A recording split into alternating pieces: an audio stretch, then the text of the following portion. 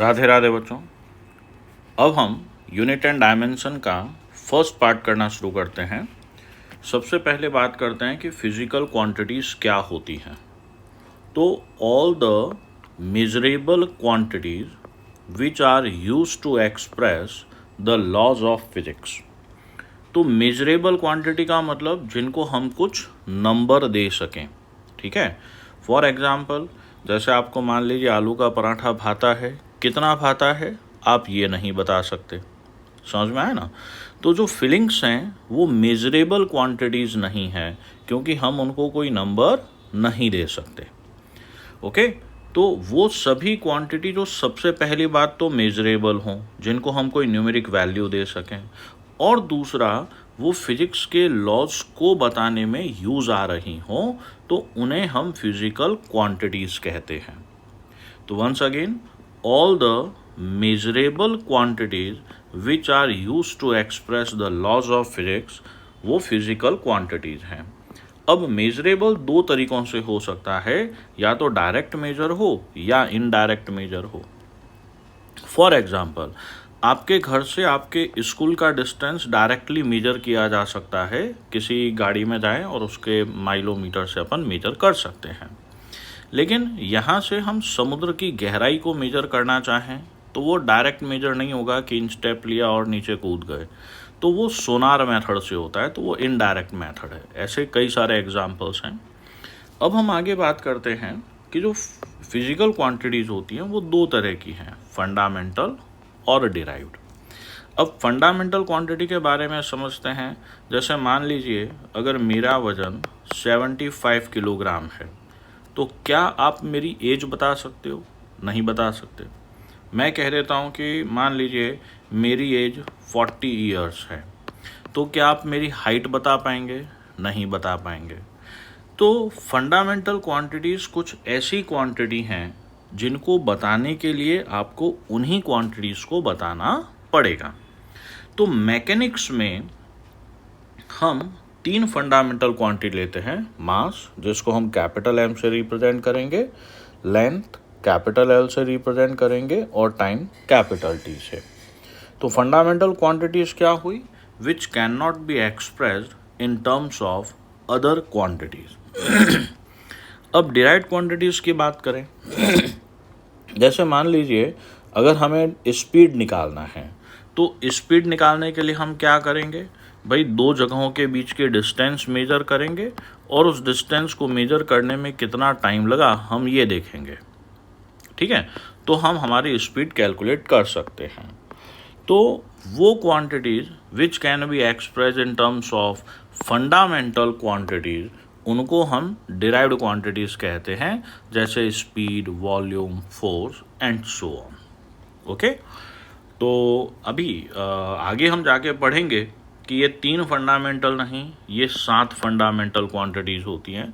लेकिन हम step by step चलेंगे, जिस तरह से फिजिक्स का डेवलपमेंट हुआ, नहीं तो वो रटने में जाएगा। ओके, आगे बात करते हैं मेजरमेंट क्या होता है। मान लीजिए आप जिस टेबल पर बैठ के पढ़ाई कर रहे हैं वो टेबल ये है, और आपको उसको टेबल की लेंथ मेजर करनी है। तो आप एक स्केल लोगे, उसको एक बार प्लेस किया, दूसरी बार प्लेस किया, तीसरी बार प्लेस किया, और फिर चौथी प्लेसिंग में वो किसी पार्ट में आई, ठीक है। तो आपने क्या किया? टेबल की लेंथ को मेजर करने के लिए स्केल को प्लेस किया, ठीक है।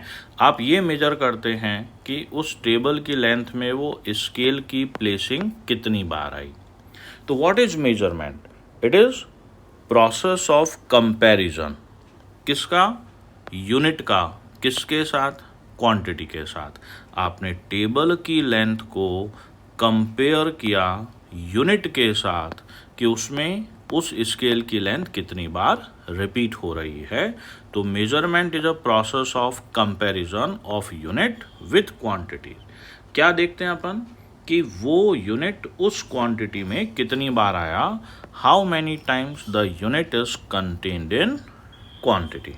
ओके, तो फॉर एग्जाम्पल, जैसे आपकी टेबल का मेजर मान लीजिए 80 सेंटीमीटर है, तो क्या हम उसको 800 मिलीमीटर लिख सकते हैं?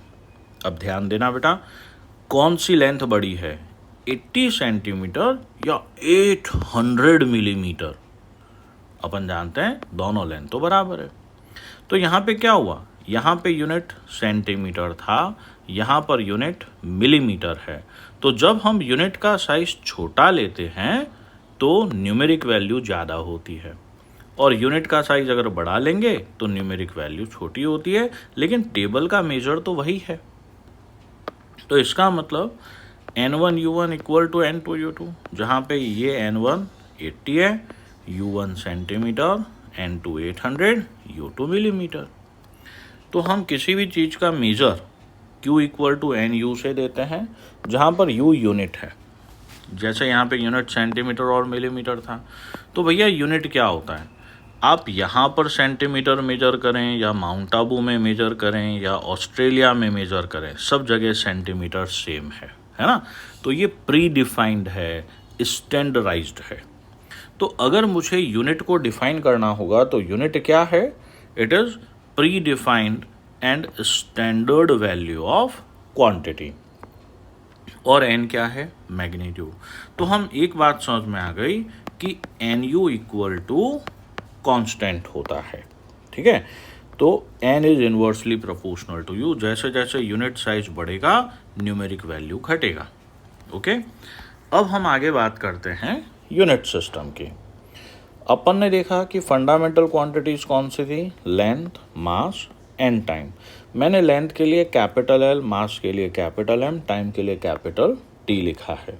समझ में आया?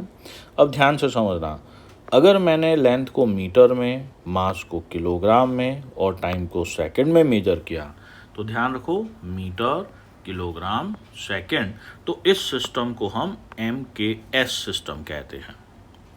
इसी तरह से लेंथ को अगर मैंने सेंटीमीटर में और मास को ग्राम में मेजर किया, ठीक है, लेंथ को सेंटीमीटर में, मास को ग्राम में और टाइम को सेकंड में, तो ये हमारा होता है CGS सिस्टम। अब एक बात समझना, इसी CGS सिस्टम का दूसरा नाम होता है गॉसियन सिस्टम। अब अगर मुझे 1 मीटर को सेंटीमीटर में बदलना है तो ये हो गया 100 सेंटीमीटर या 10 की पावर 2 सेंटीमीटर। 1 किलोग्राम को ग्राम में बदलना है तो ये हो गया 1000 ग्राम या 10 की पावर 3 ग्राम। अच्छा, इसका उल्टा करना है तो अगर मैं 100 सेंटीमीटर को 1 मीटर लिखता हूँ तो 1 सेंटीमीटर क्या हो गया, 10 की पावर -2 मीटर।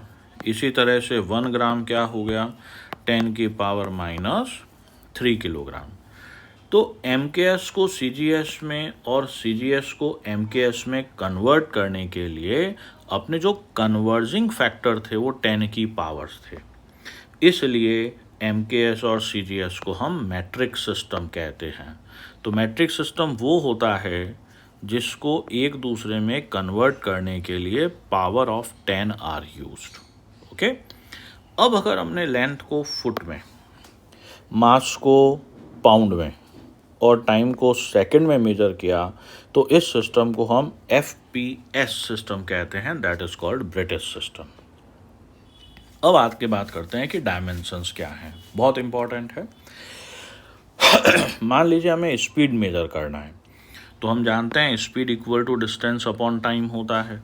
ओके, अब डिस्टेंस किस फिजिकल क्वांटिटी को रिप्रेजेंट करता है, लेंथ, ठीक है, और टाइम किसको डिपेंड करता है, टाइम ही है, तो इसका यूनिट मीटर पर सेकंड होगा और इसका डायमेंशनल फॉर्मूला m0L/t-1। यहाँ पे कैपिटल M की पावर 0 क्यों आया, क्योंकि डिस्टेंस को मेजर करने में मास का यूज ही नहीं आया। मीटर लेंथ के लिए आ गया और सेकंड टाइम के लिए आ गया, तो ये t-1 क्यों हुआ, क्योंकि सेकंड डिनोमिनेटर में है। ओके, तो अब यहाँ पे डायमेंशंस किसको कहते हैं वो समझते हैं। जैसे स्पीड का ये डायमेंशनल फॉर्मूला हमने ये लिखा, तो मास की पावर 0, लेंथ की पावर -1 और टाइम की पावर लेंथ की पावर 1 और टाइम की पावर -1 है। तो ये जो पावर्स है ना, ये पावर्स किस पे लगाए गए, फंडामेंटल क्वांटिटीज़ पर लगाए गए। क्यों लगाए गए, डिराइव्ड क्वांटिटी को फंडामेंटल क्वांटिटी की टर्म्स में रिप्रेजेंट करने के लिए फंडामेंटल क्वांटिटी पर जो पावर्स लगते हैं उनको डायमेंशंस कहते हैं। आई रिपीट माई सेल्फ, तो डायमेंशंस फंडामेंटल क्वांटिटी के ऊपर लगाए गए पावर जिससे हम डिराइव्ड क्वांटिटी को फंडामेंटल क्वांटिटी की टर्म्स में रिप्रेजेंट करते हैं। ये जो पूरा आ गया m0L_t-1, इसको डायमेंशनल फॉर्मूला कहते हैं। अच्छा, ये डायमेंशनल फॉर्मूला किसका है? स्पीड का। तो अगर हम स्पीड इक्वल टू ऐसा लिखें तो ये अब डायमेंशनल इक्वेशन कहलाता है। ठीक है, तो नेक्स्ट वीडियो में हम कई तरह की फिजिकल क्वांटिटी का डायमेंशनल फॉर्मूला बनाना सीखेंगे। राधे राधे बच्चों।